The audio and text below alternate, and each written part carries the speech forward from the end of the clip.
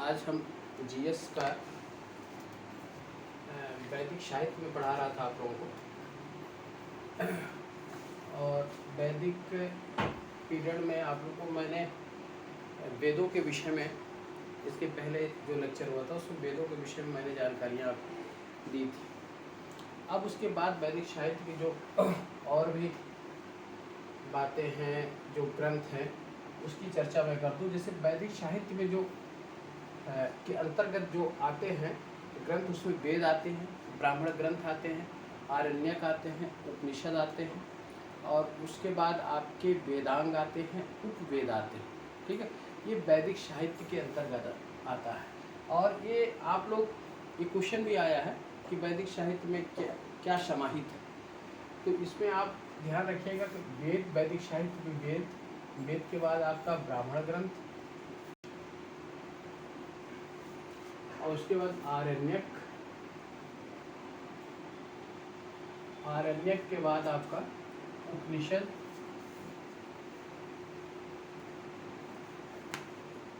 उपनिषद, उपनिषद के बाद आपका वेदांग, और वेदांग के बाद आपका उपवेद। ये वैदिक साहित्य के अंतर्गत आते हैं। कभी आप कंफ्यूजन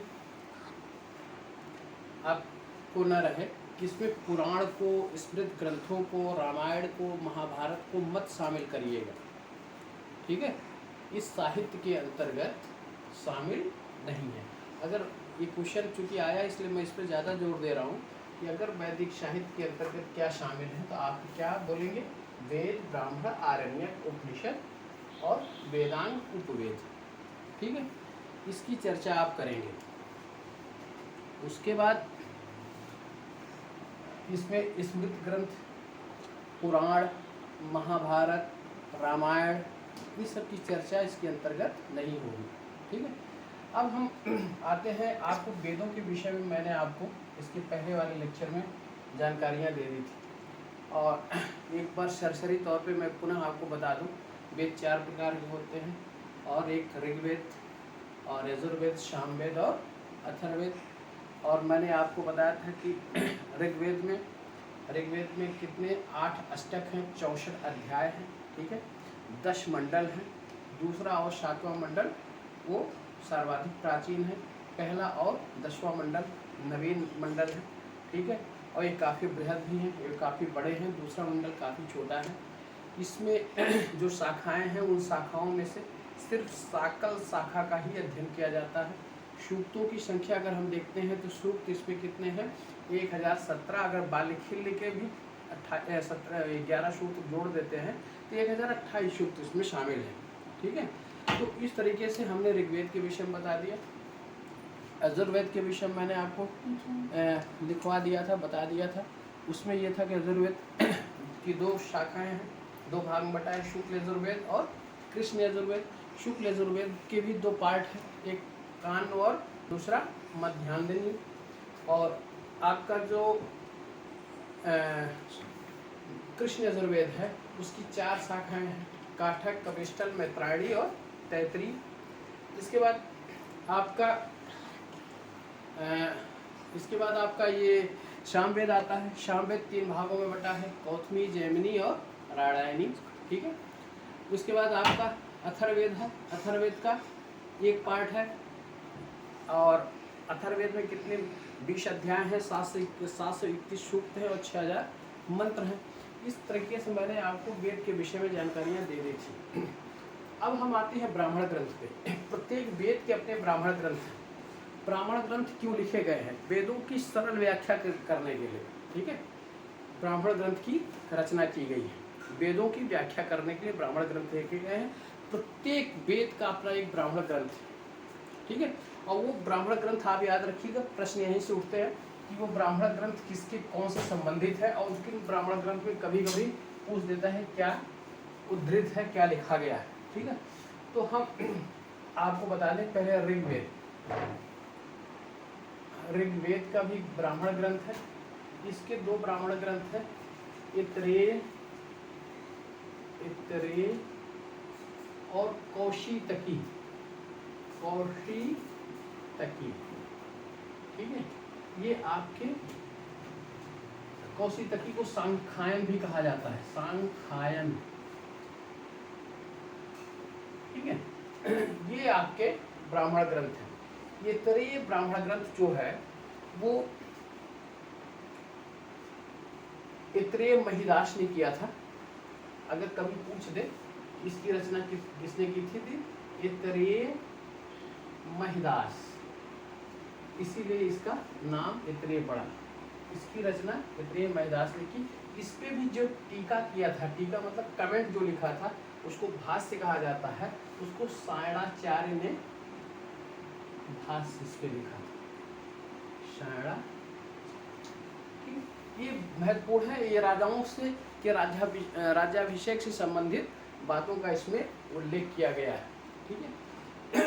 ऋग्वेद का 2 ब्राह्मण ग्रंथ, ऐत्रेय और कौशितकी, ठीक है। कौशितकी को क्या कहा जाता है, सांख्यायन कहा जाता है।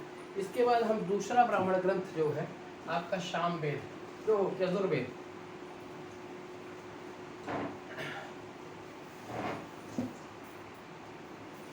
दूसरा आपका है यजुर्वेद। इसके भी 2 ब्राह्मण ग्रंथ हैं। एक का नाम है शतपथ ब्राह्मण, शतपथ बहुत इंपॉर्टेंट ब्राह्मण है, और दूसरा है तैत्तिरीय, तैत्तिरीय। शतपथ ब्राह्मण जो है ये शुक्ल यजुर्वेद से संबंधित है, उसकी जो शाखा है शुक्ल यजुर्वेद, और ये तैत्तिरीय जो है वो कृष्ण यजुर्वेद से संबंधित है, ठीक है। इसी में एक विदेह माधव की कथा भी आपको मिलती है शतपथ ब्राह्मण में। जिस तरीके से विदेह माधव ने गौतम रावगढ़ अपने जो उनके पुरोहित थे उनकी सहायता से कैसे सरस्वती नदी के तट से गंडक नदी के तट तक उन्होंने कैसे यात्रा की और पूरे उसका आर्यों का प्रसार करवाया था, ये शतपथ ब्राह्मण में उल्लेख है, ठीक है। इसके विषय में कहा जाता है कि विदेह माधव,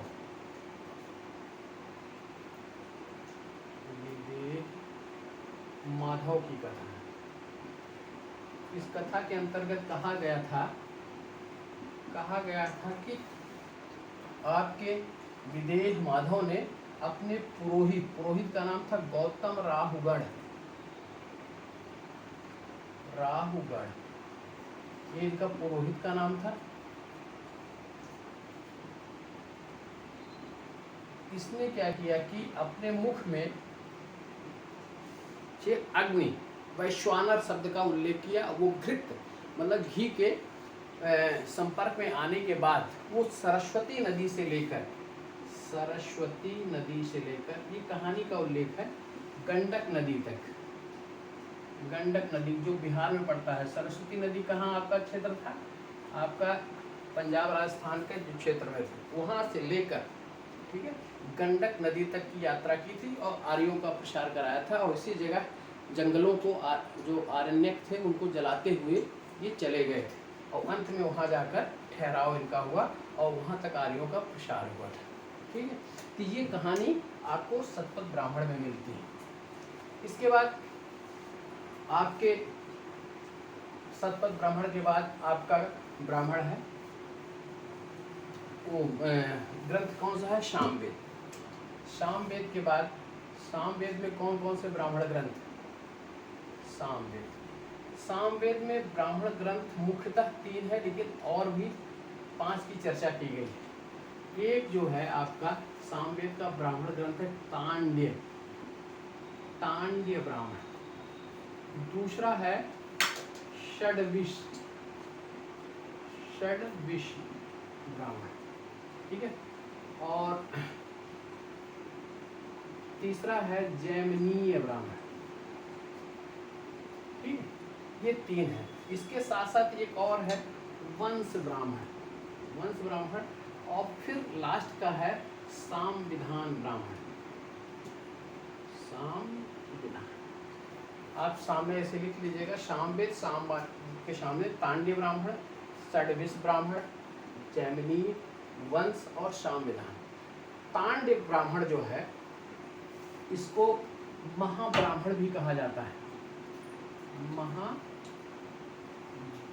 भी कहा जाता है इसकी विशालता को देखते हुए, और इसी को पंचविश भी कहा जाता है। पंचविश, इसमें 25 अध्याय हैं इस ब्राह्मण ग्रंथ में, इसीलिए इसको पंचविश कहा गया है। ठीक है। षड्विश को अद्भुत ब्राह्मण कहा गया है, अद्भुत ब्राह्मण। ठीक है। अद्भुत ब्राह्मण इसलिए कहा गया, इसमें उस समय के अकाल, भूकंप आदि के विषय में जानकारियां इसमें समाहित है, इसलिए अद्भुत ब्राह्मण के रूप में ये प्रचलित है। इसके बाद एक वंश ब्राह्मण जो आपका है, वंश ब्राह्मण में ऋषियों की वंशावली, ऋषियों की वंशावली, इसके विषय में जानकारी मिलती है। और संविधान ब्राह्मण में आपके विभिन्न प्रकार के सामाजिक और मतलब इहलौकिक पारलौकिक जो विधान होते हैं, इहलौकिक मतलब इस दुनिया की, पारलौकिक मतलब दूसरी दुनिया जिसको हम स्वर्ग की अवधारणा से जोड़ते हैं, उसके जो विधान मिलते हैं वो आपके लौकिक। ठीक है। तो आप इसको इस तरीके से बना लें। सामवेद, सामवेद का ब्राह्मण ग्रंथ तांड, तांड के बाद षड्वी, षड्वी के बाद जैमिनी, जैमिनी के बाद वंश, वंश के बाद संविधान ब्राह्मण। तांड को सामने भी आप लिख लें महाब्राह्मण, इसकी विशालता के कारण, पंचविश 25 अध्याय होने के कारण। षड्विश को अद्भुत ब्राह्मण, ठीक है, इसमें भूकंप अकाल के विषय में हमको जानकारियाँ मिलती हैं। वंश ब्राह्मण आपको ऋषियों की वंशावली के विषय में। संविधान ब्राह्मण इहलौकिक तथा पारलौकिक दुनिया के जो विधि विधान हैं उसके लिए इसको संविधान ब्राह्मण नाम दिया गया। ठीक है।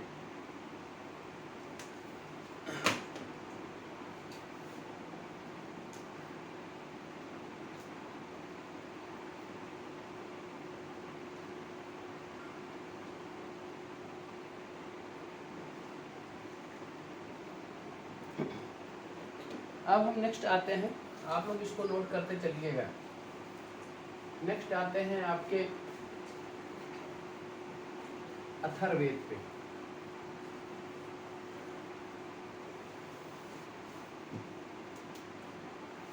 अथर्ववेद,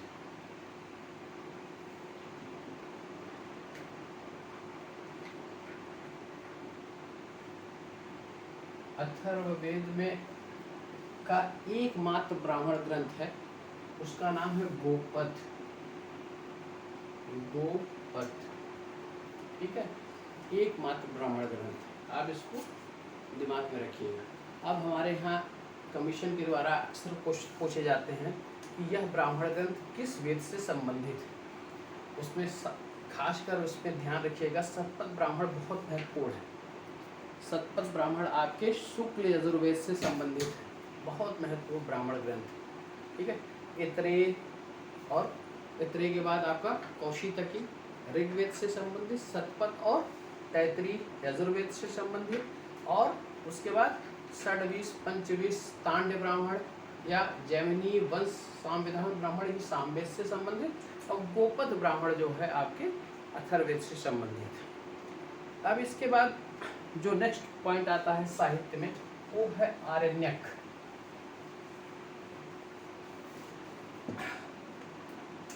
आरण्यक, देखिए आरण्यक के विषय में, आरण्यक इसलिए इसे कहा गया कि इसका पठन पाठन कहाँ पे होता था, ये जंगलों में। ठीक है। और अरण्य मीन्स क्या होता है, जंगल। ठीक, वहाँ पे इनकी रचना की गई, इसका पठन पाठन वहाँ पे किया जाता था, इसलिए इसको आरण्यक नाम से। अब आरण्यक में महत्वपूर्ण जो आरण्यक ग्रंथ हैं उसको आप ध्यान में रखिएगा। इसमें रहस्यवाद या आध्यात्मिक चिंतन की बात, अगर विषय वस्तु पूछा जाए कि आरण्यक के विषय वस्तु क्या है, तो ये रहस्यवाद, ठीक, ऑब्लिक आध्यात्मिक, आध्यात्मिक चिंतन, ठीक, ये इसकी विषय वस्तु है। इनके विषय में चर्चाएं की गई हैं वो आरण्यक में। आरण्यक जो महत्वपूर्ण आरण्यक है उसको आप देख लीजिए कौन कौन से हैं। महत्वपूर्ण आरण्यक में आपका इत्तरीय आरण्यक, इत्तरीय आरण्यक, उसके बाद कौशितकी आरण्यक, कौशितकी आरण्यक, तैत्तिरीय आरण्यक, तैत्तिरीय आरण्यक, फिर आपका बृहदारण्यक, बृहदारण्यक,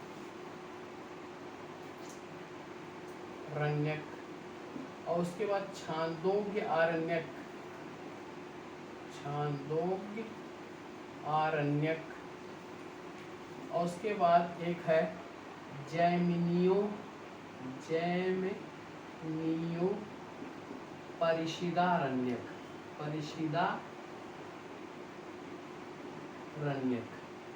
नाम से भी आपको पता चल गया होगा कि इतरे कौशती आरण्यक वो किससे है, ऋग्वेद से संबंधित आरण्यक।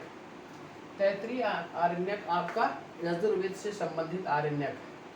बृहदारण्यक आपका भी यजुर्वेद से संबंधित आरण्यक है, शुक्ल यजुर्वेद से संबंधित है। छांदोग्य आरण्यक आपका सामवेद से संबंधित आरण्यक है, और जैमिनियो परिषदारण्यक भी ये सामवेद है। अथर्ववेद का कोई आरण्यक हमको उपलब्ध नहीं है, ठीक है, साहित्य के रूप में। ये आपकी महत्वपूर्ण आरण्यक ग्रंथ हैं। इसके बाद हम आते हैं उपनिषद के विषय में।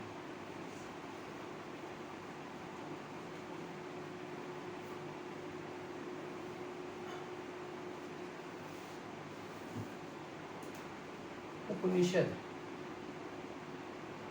इसका जो शाब्दिक अर्थ है, उप मीन्स होता है समीप, समीप, समीप बैठकर। उपनिषद जिस साहित्य का अध्ययन किया, यानी कि गुरु के समीप बैठकर जिस साहित्य का अध्ययन किया गया वह उपनिषद के नाम से जाना गया। इसकी भी विषय वस्तु क्या है, आध्यात्मिक और दार्शनिक। इसका विषय वस्तु क्या है, दार्शनिक और आध्यात्मिक प्लस आध्यात्मिक, ये इसकी विषय वस्तु, ठीक है। उपनिषदों की संख्या, एक ग्रंथ है मुक्तिकोपनिषद, उसका नाम है मुक्तिकोपनिषद।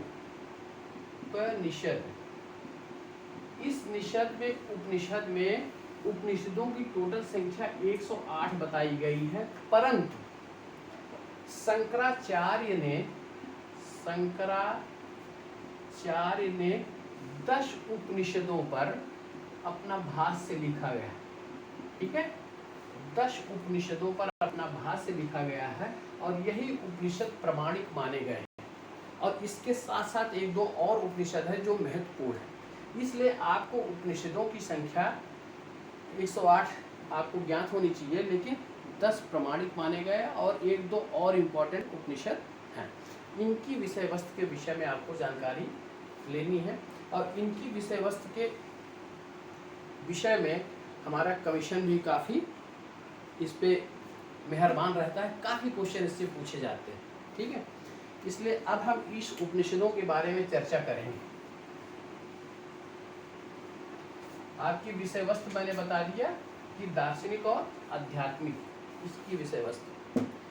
अब नेक्स्ट हम पॉइंट पे आते हैं, जो महत्वपूर्ण उपनिषद है वो उपनिषद आपका ईस केन कट, सबके सामने आप उपनिषद बढ़ाते जाइएगा। ईश उपनिषद, केन उपनिषद या कट उपनिषद, ठीक है। ईश केन कट, प्रश्न, मांडूक्य, मांडूक्य, मुंडक, ठीक। इसके बाद आपका इतरेय, तैत्तिरीय, तैत्तिरीय, और फिर उसके बाद बृहदारण्यक और छांदोग्य। कितने हो गए? 1 2 3 4 5 6 7 8 9 10 इन्हीं उपनिषदों पर शंकराचार्य ने अपना टीका लिखा है, अपना भाष्य लिखा है, अपना कमेंट लिखा है। ठीक है, ये महत्वपूर्ण है। इसके साथ साथ आपका एक श्वेताश्वर उपनिषद, श्वेताश्वर, ठीक, और कौशितकी उपनिषद, कौशित, ये भी महत्वपूर्ण उपनिषद है। ठीक है, अब हम आते हैं ये उपनिषद किस वेद से संबंधित है, इस पे हम थोड़ी चर्चा कर लेते हैं। जैसे नामों से आपको पता हो गया होगा, ब्राह्मण ग्रंथ, आरण्यक ग्रंथ, उपनिषद, जो नाम ब्राह्मण के उससे संबंधित है, किस वेद से, जिस वेद से संबंधित तो उसी के उपनिषद आप यहाँ पे ध्यान में रखिएगा। एक दो आपको इधर उधर मिलेंगे। अब जैसे अब हम आते हैं उपनिषद के विषय में, कौन सी उपनिषद किस ग्रंथ से संबंधित है। तो पहला हम लिख दे रहे हैं ऋग्वेद। ऋग्वेद से जो संबंधित उपनिषद हैं वो आपके ऐतरेय उपनिषद और कौशितकी, ऐतरेय और कौशितकी। ठीक है, दूसरा आपका यजुर्वेद, यजुर्वेद, इससे जो संबंधित है वो ईश उपनिषद, ईशोपनिषद, ईशोपनिषद और बृहदारण्यक, बृहदारण्यक। और उसके बाद सामवेद, सामवेद से जो संबंधित है वो आपका छांदोग्य उपनिषद, छांदोग्य उपनिषद। इसके बाद तैत्तिरीय उपनिषद भी, इसको आप कर लीजिएगा, तैत्तिरीय, तैत्तिरीय उपनिषद भी यजुर्वेद से संबंधित। इसके बाद आपका अथर्ववेद, अथर्ववेद, इससे आपका जो संबंधित है प्रश्न, मांडूक्य और मुंडक, मुंडकोपनिषद। ठीक, ये आपके अथर्ववेद से संबंधित है। ये भी बहुत महत्वपूर्ण टॉपिक है, अक्सर प्रश्न यहाँ से भी कमीशन के द्वारा पूछे जाते हैं, इसलिए आप इस चीज़ को हमेशा याद रखिएगा कि कौन सा उपनिषद किस ग्रंथ से संबंधित है, किस वेद से संबंधित है। ठीक है, अब हम इसके जो विषय वस्तु है उसके विषय में भी चर्चा कर लेते हैं कि किस उपनिषद में कौन सी विषय का वर्णन किया गया है, क्या कहा गया है। ठीक है, तो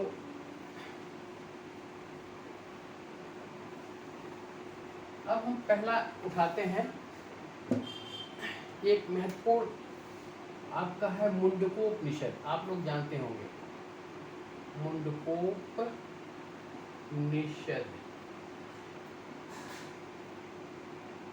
ठीक, आपको पता है सत्यमेव जयते कहाँ से लिया गया है, इसी उपनिषद से, सत्यमेव जयते।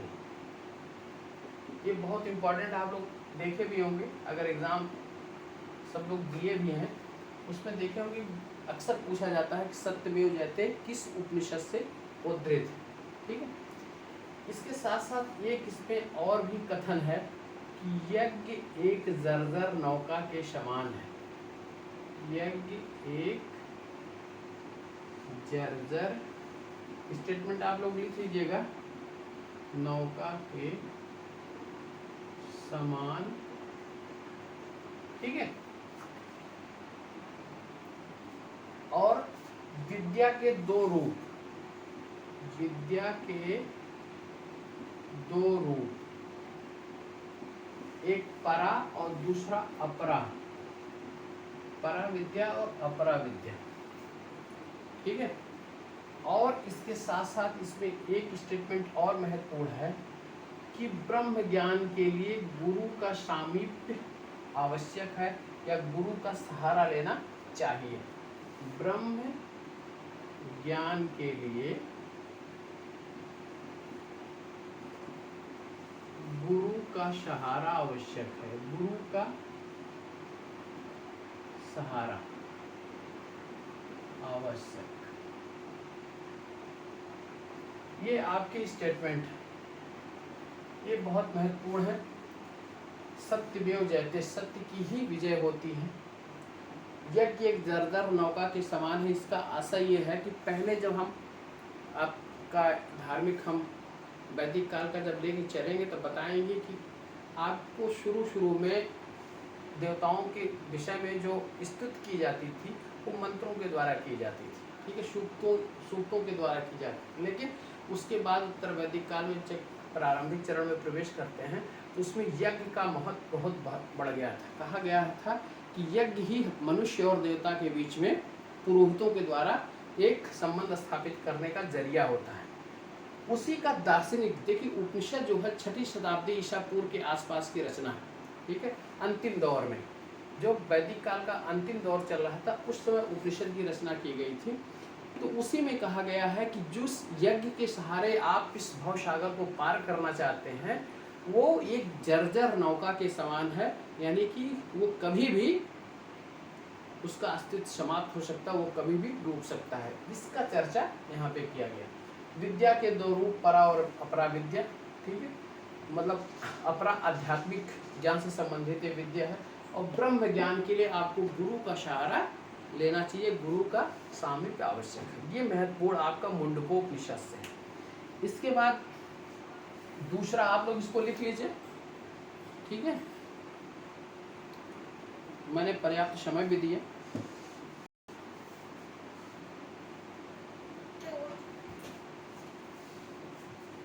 तो दीजिए इसको,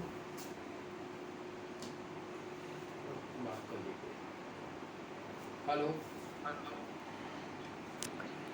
हाँ जरा बताइए, आपको स्पष्ट सुनाई दे रहा सब?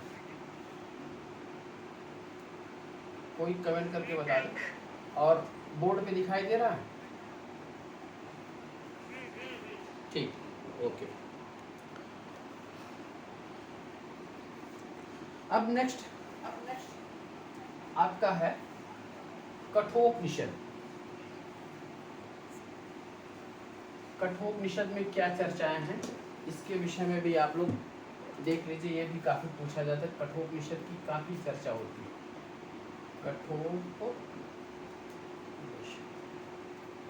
इसी में आपके यम नचिकेता संवाद, इसमें चर्चा क्या है? यम नचिकेता,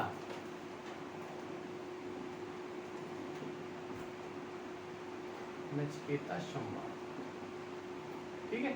इसी संवाद में क्या कहा गया है कि आत्मा का ना तो जन्म होता है और ना तो आत्मा की मृत्यु हो सकती है। ना तो जन्म हो सकता है, ना तो उसकी मृत्यु हो सकती है, यानी कि आत्मा नित्य, शाश्वत, अजर और अमर है, ठीक है। यही संवाद का मूल जो थीम था यही था कि आत्मा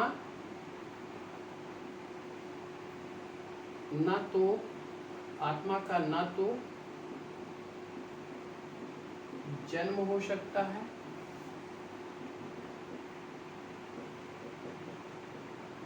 और ना ही उसकी मृत्यु हो सकती है, और ना ही आत्मा की मृत्यु हो सकती है।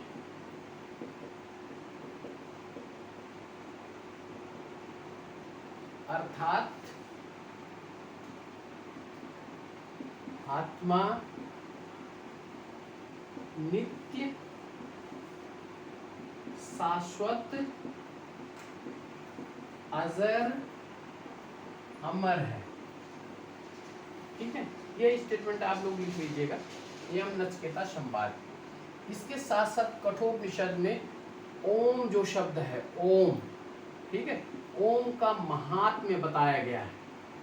महात्म्य इसमें बताया गया है, ठीक है। दो महत्वपूर्ण टॉपिक इसके हैं, 2 महत्वपूर्ण बिंदु है कठोपनिषद के। इसके बाद एक नेक्स्ट है ईशोपनिषद।